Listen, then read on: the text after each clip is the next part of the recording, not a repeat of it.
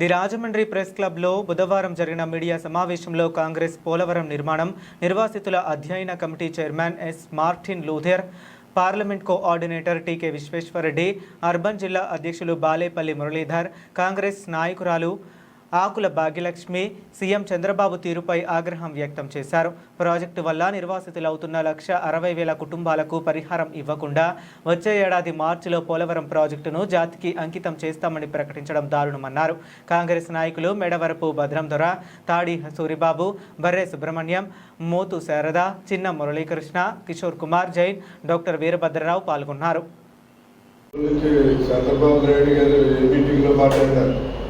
రెండు మీటింగ్లో కూడా చెప్పాడు 2027 మార్చికి పోలవరం జాతికి అంకితం చేస్తామని చెప్పి ఆయన చెప్పడం జరుగుతుంది. మీరు పోలవరం ప్రాజెక్టు జాతికి అంకితం చేస్తే మేము కూడా చాలా ఆనందపడతాం. ఒకసారి జాతికి అంకితం చేస్తే ఆ ప్రాజెక్టు పూర్తి అయిపోయినట్టే, తర్వాత ఫర్దర్గా ఏమి ఉండదు చేయడానికి. యాక్చువల్గా మనకి విభజన హామీల్లో భాగంగా కేంద్ర ప్రభుత్వం వారు చాలా క్లియర్గా ఇది ప్రాజెక్టు కేంద్ర ప్రభుత్వం టేకప్ చేస్తుంది, దీనికి అయిన ఖర్చు అంతా కూడా కేంద్ర ప్రభుత్వం భరిస్తుందని చెప్పి నరేంద్ర మోడీ గారు చెప్పారు. దాని ప్రకారం వీళ్ళు అన్నీ కూడా కాంపెన్సేషన్ అమౌంట్ ఎప్పటికప్పుడు రియంబర్స్మెంట్ చేయడం జరుగుతుంది. మన డిపిఆర్ ప్రకారం ప్రాజెక్టు నీటి మట్టం ఎత్తు 45.7 మీటర్లు పెట్టాలి. అది ప్రాజెక్టు యొక్క డిపిఆర్లో చాలా క్లియర్గా ఉంది. అది కూడా వాళ్ళు ఒప్పుకుంటారు, 45.7 మీటర్లు ఎత్తు పెట్టాలి. అలా 45.7 మీటర్లు ఎత్తు ఉంటేనే అటు విజయవాడ కానీ ఇటు వైజాగ్ కానీ లేదా 934 మెగావాట్ పవర్ ప్రాజెక్ట్ కానీ న్యాచురల్గా అన్నీ కూడా రన్ అవుతాయి. వాటర్ ఫ్లో కూడా విజయవాడ న్యాచురల్గా వెళ్తుంది, వైజాగ్ న్యాచురల్గా వెళ్తుంది, పవర్ ప్రాజెక్ట్ కూడా రన్ అవుతుంది. చాలా తెలివిగా నిర్మలా సీతారామన్ గారిని మన రాష్ట్ర ఎంపీలు అందరినీ అమాయకులు చేసేసి లోక్సభలో ఆవిడ ప్రకటించింది 41.15 మీటర్ల ఎత్తుకి కేసు కంప్లీట్ చేస్తాం అంటే వీళ్ళందరూ తప్పుడు పడిచారు. అంటే మరి వీళ్ళు అసలు ఎడ్యుకేటెడ్ అన్ఎడ్యుకేటెడ్ నాకైతే అర్థం కాదు. ఎందుకంటే 41.15 మీటర్ల ఎత్తులో స్టోరేజ్ పెడితే అటు విజయవాడ న్యాచురల్ పోయేద్దాం, ఇటు వైజాగ్ న్యాచురల్ పోయేద్దాం, 954 మెగావాట్ పవర్ ప్రాజెక్టు తిరగదు. కేవలం మనం విజయవాడ వైపు పట్టిసీమకు పంపులు పెట్టినట్టు పంపులు పెట్టి తోడుకోవాలి, వైజాగ్ వైపు కూడా పంపులు పెట్టి అటు వైజాగ్ వైపు పంపులు పెట్టి పంపించాలి. పవర్ ప్రాజెక్ట్ అది తిరగదు. అదంతా మనకి ప్రాజెక్ట్ ఏమవుతుందంటే ఇది పోలవరం ప్రాజెక్ట్ అవుతుంది, ఇంకొక డ్యామ్ లిఫ్ట్ ఇరిగేషన్ ప్రాజెక్ట్ అవుతుంది. అంటే పంపులతో తోడుకునేది. తెలంగాణలో వాళ్ళు హైట్లో ఉంటాయి కాబట్టి వాళ్ళంతా పంపులతోటి తోడుకుంటారు. అలాగే ఇది ఒక డ్యామ్ కింద అవుతుంది తప్ప ప్రాజెక్ట్ కింద అవుతుంది. అది కట్టడానికి మనం ఇంత శ్రమపడి 20 సంవత్సరాలు 30 సంవత్సరాలు పడవలసి లేదు. ఆల్రెడీ పట్టిసీమ పంపులు పెట్టారు. ఇప్పుడు కృష్ణా నదికి వాటర్ పంపుతున్నారు. ఇటువైపు కూడా పంపులు పెడితే వైజాగ్ కూడా పంపున్నారు, పంపు చేసి వాటర్ పంపించేస్తారు. ఎందుకంటే రాజశేఖర రెడ్డి గారు మహానుభావుడు, ముందు ఆలోచనలతో కాలువలు తవ్వాడు. ఎవడు మీ ప్రాజెక్ట్ కట్టినా ఏం కట్టినా వాటర్ కాలువల ద్వారానే వెళ్ళాలి. ఆ రోజుల్లో రాజశేఖర రెడ్డి గారి కాలువలు తవ్వాడు కాబట్టి ఇవాళ ఎవడైనా నీళ్లు పంపించగలుగుతున్నాడు. ఈవేళ ల్యాండ్ ఎక్విజిషన్ చేసి కాలువలు తవ్వాలంటే అది ఎవరి వల్ల కాదు, నరేంద్ర మోడీ వల్ల కాదు, చంద్రబాబు వల్ల కాదు. ఎందుకంటే ఆ రోజుల్లో ఎక్కడో 1,00,000 2 లక్షలు ఉంటుంది. కానీ ఈవేళ అవే ల్యాండ్స్ 40 లక్షలు 50 లక్షలు అయిపోయింది.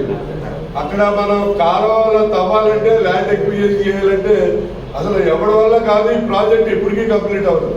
మరి చాలా దూరదృష్టితో రాజశేఖర రెడ్డి గారు కాలువలు తవ్వారు కాబట్టి ఇవాళ మెయిన్ ప్రాజెక్ట్ కంప్లీట్ చేస్తున్నారు, మెయిన్ ప్రాజెక్ట్ కంప్లీట్ చేస్తున్నారు చెప్తున్నారు. అయ్యా చంద్రబాబు నాయుడు గారు, మీరు 41.1 మీటర్ల ఎత్తులో వాటర్ స్టాగ్నెంట్ పెట్టి ప్రాజెక్ట్ కంప్లీట్ అయిపోయిందని చెప్పి జాతికి అంకితం చేస్తే ఆ నిర్మలా సీతారామన్ గారు, నరేంద్ర మోడీ గారు మనకి ఆర్ఆర్ ప్యాకేజీ కింద రావాల్సిన మిగతా అమౌంట్ 32,000 కోట్ల రూపాయలు ఎక్కువెత్తారు. ఎవరైతే నిర్వాసితులు ఉన్నారో పార్టీ 5.7 మీటర్ల ఎత్తులో పెడితే మునిగిపోయే వాళ్ళు ఉన్నారో వాళ్ళందరూ కూడా ఎత్తుకు పనికిరాని అయిపోతారు. ఈవేళ 45.7 మీటర్ల ఎత్తులో వాటర్ పెడితే భద్రాచలం రాములూరు పాదాల దాకా వాటర్ వచ్చేది. ఆ విషయం మీకు అర్థమవుతుందో అర్థం కావట్లేదో తెలీదు. ఎందుకంటే మనకే యాజ్ పర్ డిపిఆర్ కట్టిస్తానని చెప్పి కేంద్ర ప్రభుత్వం వాగ్దానం చేశారు. దాని ప్రకారం ఫండ్స్ రిలీజ్ చేస్తున్నారు. కాబట్టి మీరు ఫస్ట్ జాతికి అంకితం చేసే ముందు 45.7 మీటర్ల ఎత్తులో వాటర్ స్టాగ్నెంట్ పెట్టండి. అప్పుడు ఎంతవరకు మునిగిపోతుందో చూసుకోండి. ఆ మునిగిపోయే నిర్వాసితులందరికీ కూడా మీరు ఆర్ఆర్ ప్యాకేజ్ ఇవ్వండి. సుమారు 32,000 కోట్ల రూపాయలు మీరు ఇవ్వాల్సి ఉంటుంది. దగ్గర ఒక 38,000 కుటుంబాలు ఈ 45.7 మీటర్ల ఎత్తులో వాటర్ స్టాగ్నెంట్ పెడితే మునిగిపోయే ప్రమాదం ఉంది. వాళ్ళకి ఆర్ఆర్ ప్యాకేజ్ ఇచ్చిన తర్వాత అప్పుడు జాతీయ అంకితం చేయండి. నిన్నగా మొన్న మన సీఎం గారైనటువంటి చంద్రబాబు నాయుడు గారు ధవళేశ్వరం ఇచ్చేశారు. అక్కడ సుమారు 150 కోట్ల పైబడి ఇరిగేషన్ గ్రాంట్తో ప్రస్తుతంగా ఉన్నటువంటి బ్యారేజీ గేట్లను పునర్వ్యవస్థీకరించాలని ఆలోచనతో గ్రాంట్ శాంక్షన్ చేయబడింది. దానికి శంకుస్థాపన దృష్ట్యా వారు రావడం జరిగింది. ఆ సందర్భంగా వారు మాట్లాడుతూ రాబో మార్చి కల్లా పోలవరాన్ని జాతికి అంకితం చేస్తానని వారి ప్రసంగంలో చెప్పడం జరిగింది. పోలవరం తెలుగు ప్రజల జీవనాడి. అనేక పోరాటాల ఫలితమే ఈనాటి పోలవరం. దశాబ్దాల ఆలోచన, దశాబ్దాల ఆశ, ఈ తెలుగు జాతి యొక్క ఆశ. ఈ రాష్ట్రం విభజనానంతరము జరిగిన కొన్ని పరిణామాల్లో ఒక ఒప్పందం ప్రకారంగా పోలవరాన్ని జాతీయ ప్రాజెక్టుగా గుర్తించి కేంద్రమే ఈ ప్రాజెక్టుని నిర్మించవలసిన ఆవశ్యకత ఉంది. ఈ ప్రాజెక్టుని మొట్టమొదటిసారిగా నిధులు కేటాయించి శంకుస్థాపన చేసి దీనిని ఒక మార్గంలో పెట్టింది కాంగ్రెస్ పార్టీ. తర్వాత పార్టీలు మారుతూ ఉన్నాయి, దశాబ్దాలు గడుస్తూ ఉన్నాయి, కానీ ప్రాజెక్ట్ పూర్తి కావడం లేదు. ఏ ప్రాజెక్ట్ అయినా సరే నిధులు, నిర్మాణము, నిర్వాసితులు ఈ అంశంపైనే ఆధారపడి ఉంటుంది. నిధులు కేటాయించడంలో అలసత్వం, నిర్మాణంలో అలసత్వం, అలాగే నిర్వాసితుల ఏడల మరీ అలసత్వం. దశాబ్దాల కిందే నిర్మాణం కొరకు నిర్వాసితుల నుండి భూములు సేకరించి ఈనాటికి కూడా ఆర్ఆర్ ప్యాకేజీలు చెల్లించకుండా వారిని అనేక ఇబ్బందులు పెడుతూ ఇవాళ ఆర్ఆర్ ప్యాకేజీ తగ్గించడం కొరకు 32,000 కోట్ల రూపాయలు ఆదా చేయడం కొరకు ఆ ప్రాజెక్ట్ యొక్క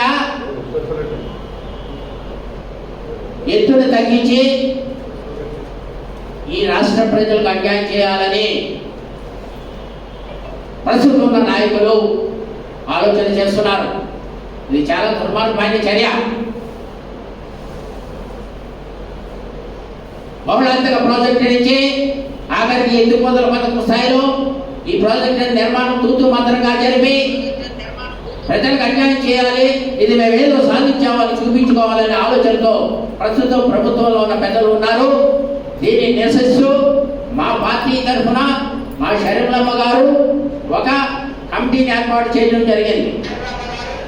ఆ కమిటీ పోలవరం నిర్మాణము, నిర్వాసితులు అధ్యయన కమిటీ అంటూ కమిటీని ఏర్పాటు చేసి దానికి మా ఆంధ్రప్రదేశ్ కాంగ్రెస్ కమిటీ ఉపాధ్యక్షులైనటువంటి మార్టిన్ లూథర్ గారిని వారి చైర్మన్గా చేయడం జరిగింది. అలాగే మా విశ్వేశ్వరరెడ్డి గారు కమిటీ మెంబర్గా ఏర్పాటు చేయడం జరిగింది. అలాగే కొంతమంది పెద్దలు కూడా ఆ కమిటీలో ఏర్పాటు చేయడం జరిగింది. అయితే ఆ నిజాయితీగా తన పదవిని నిర్వర్తించినటువంటి శ్రీ స్వర్గీయ ముద్రగడ్డి పద్మనాభం గారు నిన్నటి రోజున కాలం చేయడం జరిగింది. అలాగే మన పాత్రికేయ మిత్రులు మంచి వ్యక్తి, నిజాయితీపరుడు, స్నేహశీలి అయినటువంటి రత్నకిషోర్ గారు కూడా ఈ మధ్య వారు కూడా పరమపదించడం జరిగింది. ఈ సందర్భంగా వారి ఇరువురి యొక్క ఆత్మశాంతి కోసం ఒక 2 నిమిషాలు మనమందరం కూడా మౌనం పాటించాలని కోరుతూ ఎన్నికలు నిర్వహింపబడి కొత్త కార్యవర్గం మన ప్రెస్క్లబ్కి ఏర్పాటు చేయడం జరిగింది. అనేక వర్గంతో మీరందరూ కూడా యాక్టివ్గా మా ముందుకు వచ్చారు. మా పార్టీ తరఫున వారందరికీ అభినందనలు తెలియజేసుకుంటూ అక్కడ ఆ ప్రజలు ఎదుర్కొనేటువంటి అనేక సమస్యలు మా దృష్టికి వారు తీసుకురావడం, అందులో భాగంగా ఆ రిపోర్ట్ను కూడా బీసీ అధికారులకు సబ్మిట్ చేయడం జరిగింది. ప్రధానంగా ఈరోజు ఈ పత్రికా సమావేశం ముఖ్య ఉద్దేశం మరి 13 మన తారీఖు 13వ తారీఖు 7/2025 మన చంద్రబాబు నాయుడు గారు 13వ తారీఖున ఒక పత్రికా సమావేశం పెట్టడం జరిగింది. ఆ పత్రికా సమావేశంలో ఆగస్టు 14వ తారీఖు నాటికి అఖండ గోదావరి జిల్లాలో నీరు స్వాగతం పలుకుతాను, నీరు రిలీజ్ చేస్తాను, అనకాపల్లి దగ్గర దాన్ని ప్రకటిస్తాను, మార్చి నాటికి ఎట్టి పరిశ్రమ కూడా పోలవరం ప్రాజెక్టు జాతికి అంకితం చేయడం జరుగుతుందని చెప్పేసి వారు చెప్పడం జరిగింది. ప్రధానంగా మరి 2004వ సంవత్సరంలో ఆనాటి రాష్ట్ర ముఖ్యమంత్రి, ప్రముఖ కాంగ్రెస్ పార్టీ నాయకుడు, జలయజ్ఞ ప్రదాత, అపర భగీరథుడైనటువంటి వైఎస్ రాజశేఖర రెడ్డి గారు ఈ యొక్క పోలవరం ప్రాజెక్టుకి నిర్మాణానికి సంబంధించి ఒక ప్లాన్ చేసుకుంది. 8,500 కోట్ల అంచనాలతో రాష్ట్ర ప్రభుత్వమే ఈ యొక్క ప్రాజెక్టుని చేపట్టాలని చెప్పేసి వాళ్ళు చేపట్టి మరి పనులకు శ్రీకారం చుట్టి మరి 30% కుడి ఎడమ కాలువల పనులు పూర్తి చేసి 2009 నాటికి క్లియరెన్స్ అన్ని కూడా తీసుకురావడం, మరి 2009లో వారు చనిపోయిన తర్వాత మరి యొక్క ప్రాజెక్టు పనులు నిలిపివేయడం జరిగింది. ఈ కార్యక్రమం అంతా కూడా మొట్టమొదటిగా జరిగినటువంటిది రాజశేఖర రెడ్డి గారు కాంగ్రెస్ పార్టీ హయాంలోనే ఈ ప్రాజెక్టు రూపకల్పన చేయడం జరిగింది. దానికి పనులు కూడా ప్రారంభించడం జరిగింది. ప్రధానంగా ఈరోజు చూసుకున్నట్లయితే మరి 2014 రియాక్టేషన్ బిల్ సెక్షన్ 90లో మరి పోలవరం ప్రాజెక్టు ఆంధ్రప్రదేశ్ విడిపోయింది కాబట్టి, ఆంధ్రప్రదేశ్కి అన్యాయం జరుగుతుంది కాబట్టి ఆంధ్రప్రదేశ్ ప్రత్యేక హోదా, అదేవిధంగా పోలవరం ప్రాజెక్టు జాతీయ హోదా కల్పించాలని చెప్పేసి ఆనాటి యూపీఏ ప్రభుత్వం, డాక్టర్ మన్మోహన్ సింగ్ గారి యొక్క ప్రభుత్వం, యూపీఏ గవర్నమెంట్ దీన్ని అందులో చేర్చడం జరిగింది. మరి 2017 జూన్లో మరి ఏదైతే ఎన్డీఏ గవర్నమెంట్ అధికారంలోకి వచ్చిందో వారు దీన్ని జాతీయ హోదా కల్పించడం జరిగింది. పోలవరం ప్రాజెక్టుకి జాతీయ హోదా అంటే 90% నిధులతో మరి కేంద్ర ప్రభుత్వమే ఈ ప్రాజెక్టుని కంప్లీట్ చేయాలి. సుమారు రమారమిగా 2004 నుంచి ఈవేళ 2026 చూసుకున్నట్లయితే 20 సంవత్సరాలు అవుతుంది ప్రాజెక్టు మొదలుపెట్టి మొదటి దశ. ఇంతవరకు కూడా మరి ఎవరైతే నిర్వాసితులు ఉన్నారో, ఎవరైతే నష్టపరిహారం చెల్లించకుండా వారి యొక్క ఇల్లు ఖాళీ చేసి వారి భూములు దాక్కుని వారిని అనేక రకాలుగా మానసికంగా తీసుకొచ్చి సరైన మౌలిక వసతులు కల్పించకుండా ఈరోజు నడిరోడ్డు మీద వాడేస్తారు. లక్షలాది మంది ఈవేళ నడిరోడ్డు మీద పడ్డారు. అందులో 80% ట్రైబల్సే. వారికి ఇంతవరకు కూడా పరిహారం కానీ, అదేవిధంగా పునరావాసం కానీ, మౌలిక వసతులు కానీ, వారికి కావాల్సిన జీవనోపాధి కానీ, వారికి తీసుకున్న లాక్కున్న భూమికి భూసేకరణ చేసి వారికి భూసేకరణ ద్వారా వారికి ఇవ్వని భూమి కానీ ల్యాండ్ అక్విజిషన్ కూడా చేయకుండా జరిగింది.